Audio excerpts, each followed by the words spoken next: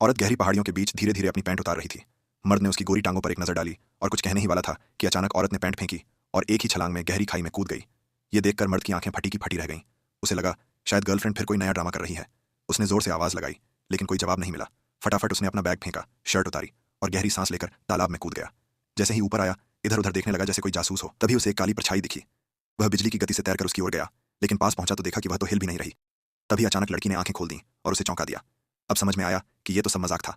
गुस्सा तो आया, लेकिन जैसे ही उसका चेहरा देखा गुस्सा हवा हो गया।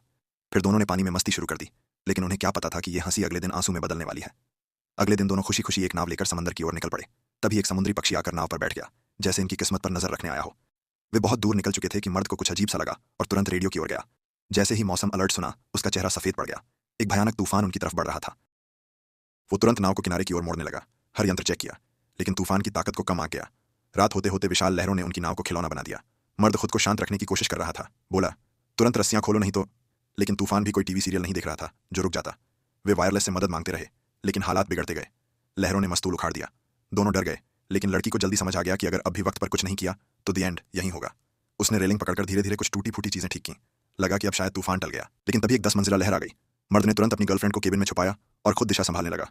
अगली सुबह जब लड़की की आंख खुली तो खुद को पानी में डूबा पाया। कमरे में सब बिखरा पड़ा था। उसे कुछ याद नहीं था। लड़खड़ाते हुए बाहर निकली और जो देखा होश उड़ गए।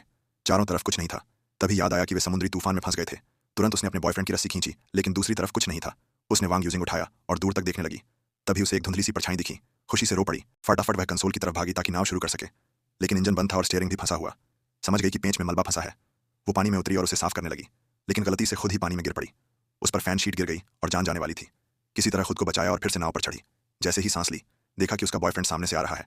फटाफट कमर में रस्सी बांधी और फिर से कूद गई। इस बार उसे पकड़ने में कामयाब हो गई। उसकी धीमी सांस से राहत मिली, लेकिन फिर उसने उसके पैर पर गहरा जख्म देखा। अब नाव हिल भी नहीं रही थी। वे बस लहरों पर निर्भर थे।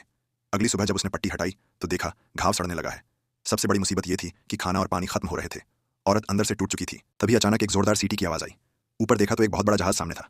फौरन उसने सिग्नल गन निकाली और आसमान में कई गोलियां दागी, लेकिन जहाज ने इग्नोर मारा और आगे बढ़ गया। औरत सन्न रह गई। खुशी से भरा चेहरा 10 सेकंड में उदासी में बदल गया। अगली सुबह जब उसकी आंख खुली तो उसका बॉयफ्रेंड गायब था। तब उसे समझ में आया कि यह सब उसका वहम था। उसका बॉयफ्रेंड तो पहले ही मर चुका था। वह अकेले खुद को जिंदा रखने के लिए उसकी उपस्थिति का भ्रम बना रही थी। अब उसे खुद ही जीना था। उसने समुद्र से मछलियां पकड़नी शुरू की और बिना पकाए कच्ची मछलियां खा खाकर जिंदा रहने लगी। 41 दिन ऐसे ही बीत गए। अब वो नाव पर बैठी एक लाश जैसी लग रही थी। यहां तक कि समुद्री पक्षी भी उस पर आकर बैठने लगे थे। लेकिन तभी उसे पक्षियों को देखकर हैरानी हुई, क्योंकि